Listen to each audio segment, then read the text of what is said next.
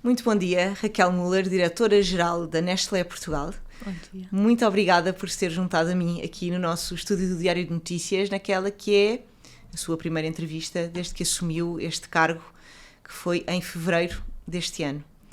Raquel é licenciada em Odontologia, tem uma pós-graduação em Comunicação e Marketing e trabalhou genericamente na América Latina, grande parte da sua carreira. Ou estou enganada? Correto, e se calhar não? Tudo certinho. vamos falar aqui um bocadinho deste seu percurso, que é como é que uma licenciada em Odontologia acaba como diretora-geral da Nestlé Portugal. E bem-vinda. Obrigada pelo convite. Bom, é uma história que parece não congruente, mas para mim ela faz muito sentido. Então, eu me formei dentista, trabalhei como dentista 7 anos, fiz pós-graduação, dava aula na faculdade, estava muito envolvida com o tema. Mas depois teve uma coisa que sempre foi parte de mim, que é essa curiosidade, vontade de aprender coisas novas. E desde que eu estava na faculdade, eu trabalhei com um professor meu que sempre me falava: Raquel, quando você se formar, toda essa sua curiosidade tem que ser voltada para a odontologia, porque é muito demandante, está atualizado e tudo. E eu achei que não, quando a gente é jovem, a gente sempre acha que a gente vai fazer diferente. E, no fim, eu me vi nesse lugar, onde todo o meu tempo, toda a minha energia era para aprender mais sobre odontologia. E por mais que eu estivesse feliz naquele momento, eu pensei: eu acho que isso não vai me fazer feliz no futuro. Eu queria estar num trabalho que eu não tivesse que lutar contra a minha curiosidade sobre outros temas, onde isso realmente pudesse agregar valor. Então eu decidi mudar, assim. E fui fazer a pós-graduação em Comunicação. Fui fazer a pós-graduação em Comunicação e Marketing. E aí comecei uma carreira onde eu fui trabalhar em agência de publicidade, com comunicação e marketing, mas fui encaminhando mais para a área de planejamento estratégico. Até porque uma agência de publicidade no Brasil não é propriamente um lugar também pouco intenso, não é? Exato. É muito intenso, portanto trocou uma profissão por outra que na verdade também era muito intensa, mas que alimentava essa curiosidade, é isso? Ou seja, permitia-lhe essa... Exato, e que essa curiosidade de aprender sobre outros temas soma. Né? Em vez de... Na odontologia eu sentia que quanto mais eu avançava, mais estreito ficava, porque você estuda odontologia, especialização, depois especialização em cirurgia, então a especialização leva a que você vá sendo focado num tema. Então eu encontrei no marketing, no planejamento, isso que cada dia você está aprendendo sobre um tema diferente. E depois, conversando com pessoas diferentes. E depois passamos a uma parte mais estratégica, não é? De planeamento. E como é que acabamos numa multinacional? Que a Nestlé era um dos meus clientes. Ok. E no momento que eu comecei a trabalhar em agência, o que o chefe me falou na época: eu quero que você conheça muito a Nestlé, muito o negócio deles, profundamente. E para quem é curioso, isso é o melhor pedido do mundo. O seu chefe já se arrependeu depois de quando se foi embora, não foi dessa? Já. Então, eu comecei a entrar na parte de negócio, fui gostando muito da parte de negócio, mas acho que o mais curioso de toda essa história é que a mesma coisa que me fez decidir fazer odontologia é a que me motiva a trabalhar hoje, por mais estranho que pareça. Eu decidi fazer odontologia porque eu usei aparelho fixo. Sim, é exatamente igual. E quando eu tirei o aparelho fixo, eu senti que tinha mudado minha vida. Compreendo. Foi o que eu decidi: eu quero fazer odontologia porque eu quero mudar vidas. Tocar a vida das pessoas dessa forma. E é a mesma coisa que hoje me motiva trabalhar na Nestlé, por exemplo. A Raquel fez uma carreira internacional, portanto, entretanto, entra na Nestlé, mas depois acaba por sair do Brasil. Como é que isso acontece? Na verdade, eu saí do Brasil antes de entrar na Nestlé. E porque meu marido foi sendo expatriado, então a gente foi mudando de país. Eu morei primeiro na Colômbia, depois em Porto Rico, depois no México, e voltamos para o Brasil, ficamos 10 anos, e agora passamos 2 anos na Suíça antes de chegar aqui em Portugal. E isso foi meio no paralelo com essas outras mudanças. Portanto, está no seu 6º país. Sim. Não é? 1, 2, 3, 4, 5, 6º. Quando aterra na Suíça, é assim também, Vou-lhe dizer que vir da América Latina para a Suíça é corajoso da vossa parte, não é? É uma diferença muito grande. Quando a terra é na Suíça, naturalmente já lá tinha ido outras vezes, não é? Está na Nestlé há muitos anos, mas o que é que sente em termos de vivência que são as maiores diferenças? No fundo vai fazer quase uma preparação, não é? Para depois continuar na Europa. Mas quais foram as maiores diferenças que sentiu? Bom, eu acho que, no ponto de vista pessoal, acho que tem uma parte de ritmo, né? O ritmo da América Latina é um ritmo muito forte. E eu acho que, então, se ganha em qualidade de vida, em até espaço mental, porque você tem menos coisas incontroláveis, né? No seu dia, né? Eu acho que na América Latina é uma constante reinvenção. Sair de casa, é sempre uma surpresa. Trânsito, a segurança, tem vários fatores, né? A Suíça não, a Suíça é um lugar onde você tem realmente espaço para fazer outras coisas, para dedicar essa energia para outras coisas, por um lado. Por outro lado, para mim é fascinante, porque como eu gosto de aprender de outra cultura, falar outro idioma, eu acho que tem muito valor. Eu sempre falo que mudar de país cada vez é uma oportunidade de uma reinvenção, porque você volta a pactuar com você mesmo. Quais são seus hábitos? Quais são seus amigos? Onde vai morar? Então, é uma oportunidade. Eu acho que a Suíça foi uma oportunidade. É um reforçar dos compromissos também, não é? Que temos com esse caminho. Ver o que ainda é válido, o que já não é válido. Porque, na verdade, quando a gente está no mesmo país, a vida vai nos levando a ter os mesmos hábitos, a fazer as coisas mais ou menos da mesma forma. Talvez você já não presta tanta atenção no caminho, porque é o mesmo de todo dia. Quando você chega num lugar novo, esse despertar de todos os sentidos. É reaprender tudo outra vez. Não é tudo, mas é reaprender muito outra vez, não é? Portanto, acaba por ser um encontro também muito, muito grande consigo própria. Quantos idiomas fala? Falo 3 fluentemente, português, espanhol e inglês. E francês. E falo um pouco de francês. E alemão? Não faz falo jus alemão, não às faço suas origens. Não faço jus. Eu aprendi um pouco quando era pequena, mas depois não segui. Não seguiu. Também é uma língua mais difícil. Dura, é difícil. Dentro da Nestlé... Não quer dizer que não aprenda um dia. Ela não é tão difícil enquanto gramática, não é? Portanto, para quem fala português e para quem já fala francês, não é tão complexo, mas é mais estranha, não é? O ouvido, talvez para nós também ouvimos menos. Eu acho que tem muito a ver com isso, acho não é? Que também tem a ver com isso.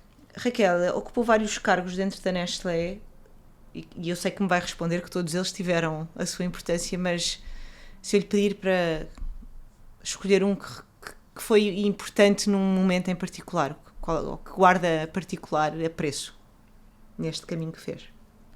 Consegue? Eu acho que a minha entrada na Nestlé foi muito importante. Descobri o que era a Nestlé estando dentro da Nestlé, faz 15 anos. É um momento que eu guardo, assim, muito importante, até porque eu tive o privilégio de, na época, ter 2-3 meses de imersão, integração, antes de realmente assumir o negócio, como eu vinha de fora. Então, eu passei tempo nas fábricas, passei tempo no centro de distribuição, passei tempo com o pessoal de vendas. E isso, eu acho que é muito enriquecedor. Até hoje, são coisas que eu carrego comigo desse período. E depois foi orgânico, ou seja, pensou... Foi orgânico ou foi planeado? Pensou na sua carreira de uma forma estruturada ou não? Ou foi acontecendo? Não, e eu acho que esse é até um assunto que eu gosto, porque eu sempre acredito que a única coisa que a gente controla é fazer bem o trabalho que a gente tem hoje. O que vem depois são tantas variáveis que é muito difícil controlar, né? Então, eu ponho muito pouca energia pensando no meu seguinte passo. Muito pouca. E vou-lhe explicar porque é que faço esta pergunta, porque muitas vezes... e sobretudo agora vivemos muito esta época da igualdade de género e tudo, e é cada vez mais importante termos mulheres em cargos de liderança. A Nestlé Portugal tem pela segunda vez uma mulher num cargo de liderança e é uma empresa centenária no nosso país, uma empresa que toda a gente conhece e, portanto, como referência é muito relevante. E muitas vezes dizemos às meninas isso, não é? Que têm de pensar na carreira, têm de pensar como é que vai acontecer. Se calhar às vezes não têm, não é? Às vezes é só fazer muito bem o gostam. resto nós não vamos controlar. porque eu acho que é isso. Eu acho que cada trabalho, se cada trabalho que a gente tiver, a gente puser o melhor de nós, as portas sempre vão se abrir. Eu sempre falo, eu acho que as empresas sempre têm espaço para quem quer fazer, tem talento, tem muito espaço, sempre vai ter oportunidade. E fazer bem feito o que a gente tem hoje abre essas portas. O resto vem. É isso. Sim. Chegou há 3 meses, portanto ainda é cedo para falarmos de avaliações e afins, é pouco tempo. Chegou, porém, numa altura bastante animada, vamos dizer, não só no mundo, mas também no país. A Raquel chega em fevereiro. Nós decidimos que queremos outro governo, porque este já tinha um ano, e então achámos que talvez fosse boa ideia mudar. Temos uma guerra comercial a acontecer, temos, enfim, uma guerra à porta também. Quando olha esta incerteza do mundo, é uma coisa que a assusta para as suas novas tarefas, ou é uma coisa para a qual olha e consegue objetivamente saber o que é que vai ser preciso, porque se calhar era diferente daquilo que achava que seria preciso no final do ano passado. Eu acho que é um momento da história normalmente, mas acho que esse momento especificamente, que é de poucas certezas. E eu acho que quem tem muita certeza agora é até para duvidar, né? Exato. Mas eu vejo que a Nestlé tem uma missão tão clara e tão sólida com a história que nós temos, que é de melhorar a qualidade de vida das pessoas através dos alimentos, que eu acho que isso é transversal e é um pouco da beleza do trabalho que a gente faz, que independente do contexto externo, a gente tem muito claro o que temos que fazer, não é? E como aportar. E aí eu acho que cabe a gente ficar sempre aberto a ajustar o que for necessário, porque eu acho que também nesses tempos flexibilidade é muito importante. Entender onde a gente pode agregar mais valor. O facto de serem uma empresa com tantos anos dá-vos naturalmente essa visão, não é? Porque é muito clara, mas quando pensa nessa história toda, é mais um peso ou é um privilégio também desse conhecimento? Porque às vezes pode haver estas duas questões, não é? Podemos sentir... E há pouco falávamos disto antes da nossa conversa, da questão do Diário de Notícias, não é? São 160 anos. Às vezes pode ser um peso da responsabilidade da marca, outras vezes tem a vantagem de a Nestlé já passou por tantas coisas na história que também tem muito conhecimento acumulado. Ou é uma mistura das duas coisas? Eu acho que é uma mistura, sem dúvida. Eu acho que uma empresa como a Nestlé, com a história que nós temos, com o tamanho que nós temos, temos uma responsabilidade, sem dúvida, mas eu acho que isso traz uma base muito sólida e uma disciplina, né? A gente sabe operar, sabe executar.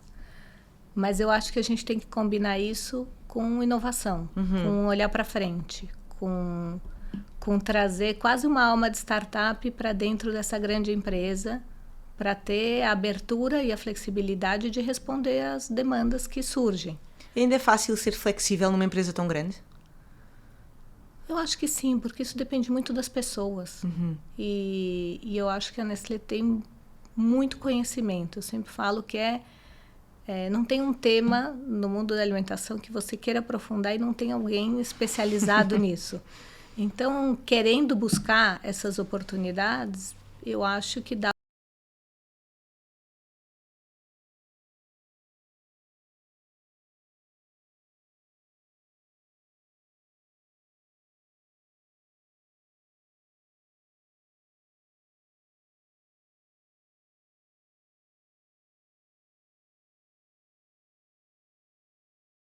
É um objetivo bastante pouco ambicioso, acho bem. Raquel, quando falamos de consumidores hoje em dia, falamos de consumidores muito diferentes daquilo que eram, talvez, até há 15 anos. Vamos pôr esse horizonte temporal. São, por norma, também as novas gerações mais atentas, mais comprometidas com uma série de valores que procuram mais qualidade, procuram saber de onde é que vêm os alimentos, qual é a pegada ecológica, são pessoas que procuram muita informação. ao longo do seu tempo na Nestlé e passou por diversos mercados também, essa foi uma evolução que foi notando, e como é que se faz esta adaptação a estes novos tempos, que creio que tem a ver com esta inovação, mas também terá de ter um olhar muito rápido a perceber quais são as tendências do mercado, ou não? Acho que sim, olhar as tendências é muito importante, mas eu acho que a gente ganha também com essa evolução, porque é uma evolução contínua, só que ela vai sendo mais rápida, né? Certo. Eu acho que é muito acelerada, essa evolução não é? acontecia antes, mas acontecia em outro ritmo. Talvez agora tenha um ritmo que seja mais acelerado, mas eu acho que aí é muito importante trazer ciência e tecnologia como aliados. Que a Nestlé sempre teve, na verdade, não é? Exato, eu acho que a ciência está no nosso DNA e a gente faz muito investimento, e eu acho que isso é uma fortaleza. E, por outro lado, o uso de tecnologia pode ser um acelerador tanto do tema de entender as tendências. A gente tem, por exemplo, aqui operando em Portugal, em Lisboa, um hub de operações de marketing que se dedica, através de AI, a fazer a personalização, tanto de captar dados e personalizar o que eu vou te entregar como informação, como de adaptação de peças de marketing, não só para Portugal, como para outros mercados. Então, eu acho que o uso da tecnologia ajuda muito a conseguir manter essas antenas bem aguçadas para entender o que está acontecendo e poder entregar, porque hoje também passa isso, né? Não só as pessoas querem mais qualidade, mas elas também querem o que elas querem. Não quer ver o que não interessa. Certo. Ninguém mais tem tempo para ver o que não interessa. Então, eu acho que isso por um lado, e por outro lado, com o tema da sustentabilidade, também o tema de tecnologia passa a ter um papel muito importante. Porque no cuidado, por exemplo, que a gente tem, um dos pilares do nosso valor partilhado é a agricultura regenerativa. Dentro disso, a gente também usa, por exemplo, os produtores usam AI para fazer por gota a gota, rega das plantas. Então, AI passa também a ser parte do que é um futuro sustentável. Ou seja, e vocês passam esse conhecimento aos produtores com quem trabalham, é isso? Sim. Okay. Ou, por exemplo, monitorar através de satélites quando e quanto precisa de fertilização. Então, passa a ser uma forma de trabalhar e de agregar valor, onde a tecnologia também tem um papel para jogar. A Nestlé tem feito muito este papel junto, sobretudo, de pequenos produtores, e a Nestlé trabalha com produtores de cacau, de café, enfim, como dizia há pouco, é difícil ir a uma área onde não haja qualquer coisa que a Nestlé faça em termos de alimentação. Como é que olha também para este movimento que são as grandes empresas a acabar por puxar pelas pequenas, de alguma forma, não é? pelos produtores? Ou seja, há aqui um movimento de dominó nesta área da sustentabilidade e da partilha de conhecimento, e no fundo é quase uma educação para este novo paradigma. Eu acho que a sustentabilidade, ela tem um dos aspectos mais bonitos para mim da sustentabilidade é que ela deixa evidente a interdependência, né? Todos dependemos uns dos outros, e talvez em algumas áreas isso não fique tão evidente, mas a sustentabilidade traz isso. A Nestlé não pode ser sustentável se os produtores não são mais sustentáveis. Então, esse trabalho conjunto é muito importante. A gente está fazendo um trabalho super bonito aqui no Alentejo com produtores de cereais. E essa é uma troca. Eu nem diria que só a Nestlé ensina. A gente também aprende muito. Mas essa troca é muito rica para poder construir esse futuro mais sustentável. O que é que se pode aprender, por exemplo, com um pequeno produtor? Aposto que tem uma história para contar. Talvez eu tenha mais histórias de café. Não teria ainda uma história café aqui. Não é aqui, no seu percurso. Mas desde, por exemplo, o tema de agrofloresta é um tema muito interessante, que é plantar outros tipos de árvores junto com as plantas de café. Autoalimentam-se? Ou não. Como é que funciona? Elas estão intercaladas. Ok. E essas plantas produzem uma sombra para as plantas de café, que protege a planta do café. Ao mesmo tempo, a nutrição do solo é muito mais rica, porque tem diferentes plantas aí. Mas, por exemplo, numa das visitas eu aprendi com um dos produtores que ele plantou bananas. Ok. Então, o que ele fez é que toda a produção de banana era dada aos trabalhadores da fazenda e era uma fonte adicional de ingresso para eles. Okay. Então, quando a gente entende essa interdependência, porque também quando a gente fala o produtor, dentro do produtor tem muitos trabalhadores. Certo. Eu acho que é uma cadeia muito bonita que a gente consegue gerar, impactando e realmente gerando valor para todos, que esse é o objetivo. Fala-se muito nos últimos tempos também, por causa deste novo contexto que vivemos atualmente, da importância da alimentação e dos alimentos como a coisa mais valiosa que nós temos, não é? Parece que de alguma forma nós nos esquecemos durante as últimas 2 ou 3 décadas de que o alimento é de facto um bem muito valioso e agora parece estar a haver uma espécie de um regresso a essa noção. E eu lembrei-me disto precisamente pelo que estava a dizer, não é? Desta troca de plantamos a banana, portanto damos o alimento. Como é que uma multinacional como a Nestlé também se reposiciona, não é? No fundo, nós todos, e em Portugal nós temos uma relação próxima com a Nestlé, porque nós gostamos dos cereais ao pequeno almoço, nós bebemos muito café, portanto há sempre... É uma marca que é conhecida de toda a gente. Mas quando há estas alterações, no fundo, de posição daquilo que é um bem essencial, não é? Como é que se faz isso numa empresa tão grande? Ou mantém-se sempre o mesmo foco e o mesmo caminho, sabendo que o nosso caminho é este e o nosso segmento é este, e a importância da alimentação é esta e não mexe muito, tirando a inovação de que falava e a flexibilidade? Ou há uma espécie de repensar alguma coisa quando se vê estes movimentos de mudança de noção nos consumidores? Eu acho que 100 anos de história exige sempre repensar. Certo.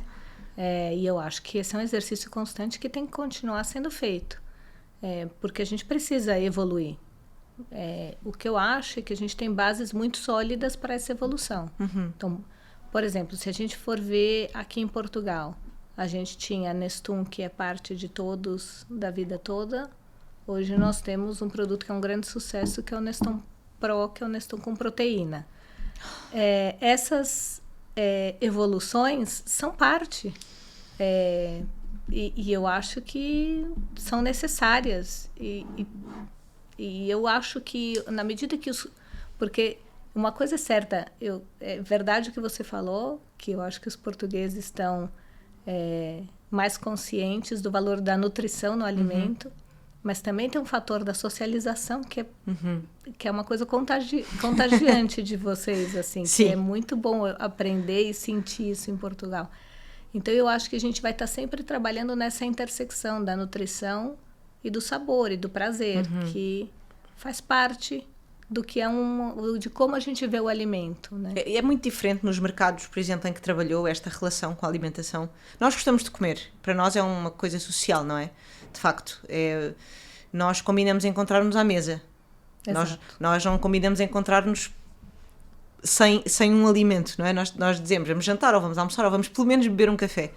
É muito diferente isto nos vários mercados por onde passou, dos que conhece. Dos que eu vivi, a alimentação sempre teve um papel central, mas eu acho que aqui tem um sabor especial. Assim, eu acho que realmente tem um valor de estar junto, de estar ao redor de um bom prato. É uma coisa especial e eu acho que todo mundo comenta, né, quando vem para Portugal, que comeu super bem, que a comida é incrível. Sim. Mas eu acho que também porque tem muito cuidado no preparo, nos ingredientes. Eu ia falar do Nestum, porque naturalmente ia-lhe perguntar se come Nestum, não é? Porque é o nosso produto. E por acaso, eu no outro dia reparei efetivamente no surgimento de uma série de produtos da Nestlé agora com mais proteína, não é? que vêm neste novo. Eu sou contra só por uma razão, que é Nestum, para mim é Nestum Mel, não interessa, podem trazer todos os que querem. Ele continua. Sem açúcar, com açúcar, não vale a pena. Para mim é aquele, mas é de memória, não é? Claro. É aquela coisa que nós. E depois comemos um prato Nestum e já não conseguimos comer mais nada o resto do dia. E eu creio que os novos consumidores já não têm essa memória, não é? O Nestum proteína faz todo o sentido para eles, mas é também quando pensam estes novos produtos e nos vários mercados, eu sei que é difícil, não é? Nós temos o Nestum porque é nosso, este é só nosso, e nós nunca temos nada só nosso, porque nós somos tão pequeninos que, portanto, cuidamos Tem muito. marcas de cafés maravilhosas que são só nossas aqui. Temos, mas é porque, pronto, são aquelas, não é, muito pequeninas, porque temos estas relações muito, muito especiais. Estes desenvolvimentos também podem servir como, e eu sei que Portugal às vezes serve um bocadinho como mercado de teste, não é? Como é pequeno, podemos correr o risco de, por nós gostarmos tanto da comida e de alguma coisa, às vezes não sermos exatamente o melhor mercado para se testar coisas, ou não? Acho que ou não é tão dramático? Acho que não, porque eu acho que o mercado aqui tem algumas características que a gente tem uma capacidade de execução muito boa em Portugal. Então, não só porque os portugueses são abertos à inovação e a experimentar, mas também porque a gente tem essa capacidade de execução, que é uma combinação, né? No fim, ser uma grande empresa, como é a Nestlé, a execução é tudo. É o centro do nosso negócio. E Portugal tem essa capacidade muito forte. Então, acho que a gente vai continuar. Portanto, tirando o tempo, o clima que quando chegou mudou todo, de resto está satisfeita, o que é bom. Muito satisfeita. Raquel, chegar a uma empresa que não é nova, mas no fundo é uma nova empresa, não é? Porque é uma empresa dentro de outra empresa, num país que é novo, num continente que, apesar de não ser novo porque já estava na Suíça, mas ao fim de 3 meses eu acho que já pode dizer com propriedade que nós temos muito pouco a ver com os suíços. Como é que é? Quais são os maiores desafios da liderança quando chega a uma empresa nova com uma cultura muito diversa, que eu presumo que, mesmo que seja diversa noutros sítios, tem a sua própria diversidade, não é? Quais são os maiores desafios, se eu lhe pedisse para apontar? Assim, acho que o primeiro é tomar tempo para ouvir verdadeiramente as pessoas, né? Às vezes a gente ouve o outro esperando a vez de falar, mas acho que ouvir realmente com atenção é um desafio. E acho que o outro é encontrar sempre esse equilíbrio entre avançar, evoluir e respeitar a origem e o que nos fez ser a Nestlé Portugal. Né? Eu acho que essa intersecção é sempre uma linha tênue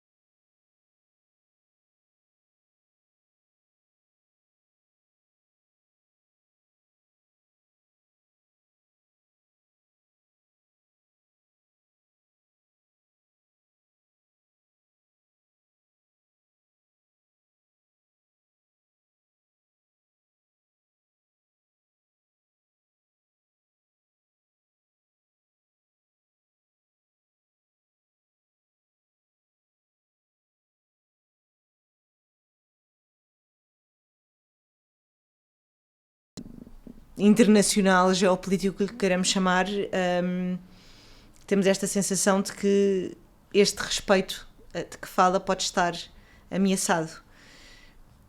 E o crescimento destes movimentos mais extremados, que sempre aconteceram na história, agora são mais acelerados e são mais globalizados, não é? Também por conta das redes sociais. Isto dentro de uma empresa é controlável de alguma forma, ou seja, há processo ou há formas de se mitigar isto, ou essa forma de mitigar isto é esta pré-existência de tantos anos de experiência de que falava?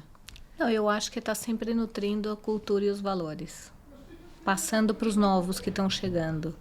Mas acho que o tema de cultura e valor é fundamental, e esse é um exercício contínuo. É como se a gente sempre estivesse formando as novas gerações dentro de como a Nestlé vê atuar no mercado. E aí é uma coisa que, do ponto de vista pessoal, eu me identifico com esses valores. E eu acho que esse é um fine-tuning muito importante, que não importa onde a gente for trabalhar, a gente tem que se sentir alinhado nos princípios e valores, né? E eu acho que isso é uma coisa que a gente trabalha muito. Porque no fim, a Nestlé é uma soma de cada um de nós que trabalhamos lá, como qualquer empresa. Como o Diário de Notícias é a soma de todos vocês que trabalham aqui. Então, eu acho que eu gosto muito desse conceito de que todos empoderados individualmente, mas unidos como um só time. E acho que é aí que a gente consegue encontrar esse lugar onde o respeito e os valores podem fazer a diferença. Raquel, estamos a ficar sem tempo, o que é uma pena, porque eu conseguia ficar a conversar consigo muito tempo, mas gostava de lhe perguntar, muito mais fácil a minha pergunta agora, não vou pedir para escolher uma área, como é que é um dia da sua vida, porque liderar uma empresa com tantas pessoas e quando vem num país novo cheio de sol, confia em mim, isto vai acontecer, vai demorar um bocadinho, depois vai ser incrível, mas como é que é um dia na sua vida? Consegue equilibrar a vida pessoal com a vida familiar? Como é que se faz? Como é que é ser diretora-geral da Nestlé Portugal? No fundo é isso. Olha, um dia na minha vida eu acordo... Que horas? Acordo às 6h30. Uma cotovia, portanto, o seu ritmo... Acordo às 6h30, depois um momento em casa onde minha filha também acorda para ir para a escola, meu marido também, então a gente tem esse momento de manhã. Depois, quando ela vai para a escola, eu vou para o escritório. Portanto, chega cedo. Chego 8h30, normalmente. E uma coisa que eu tenho é que quando eu estou no escritório, eu estou 100% no escritório. Depois eu tenho todos os meus amigos, família, todo mundo reclamando que mandou mensagem, que eu não vejo, que ligou, que eu não atendo. Porque daí, quando eu estou dentro, eu estou realmente... Focada. Focada. E como eu gosto, vai passando o tempo e eu não vejo. Então, normalmente, daí eu chego no escritório, tenho várias reuniões... às vezes tem algum evento que tem que sair e depois no fim do dia, entre 6h30 às 7h, eu volto para casa. Daí é o momento de jantar, muitas vezes eu cozinho o nosso jantar. Incrível, afinal um CEO consegue cozinhar. Claro. Não é? E depois ainda trabalha depois do jantar ou não? Não. Isso eu tenho muito. Quando eu estou em casa, menos que seja uma exceção, eu não trabalho mais. Eu prefiro ficar meia hora mais no trabalho, se precisar, do que trabalhar em casa. Portanto, trouxe os bons hábitos da Suíça, não é? De trabalhar cedo e não levar o trabalho para casa, e os ótimos hábitos portugueses da mesa. Eu acho que também é um exemplo para minha filha. Eu acho que chegar em casa e abrir o computador para trabalhar... não é ideal. Então, se é uma exceção, sem problema, mas normalmente não. Tem Daí hobbies? A gente janta, eu adoro ler, e normalmente eu leio com a minha filha depois do jantar, e aí ela vai dormir, e aí eu vou ler um pouquinho e vou dormir também. Então, agora, se puder partilhar, qual foi o último livro que leu? Ou que está a ler? O que é que costuma ler, no fundo?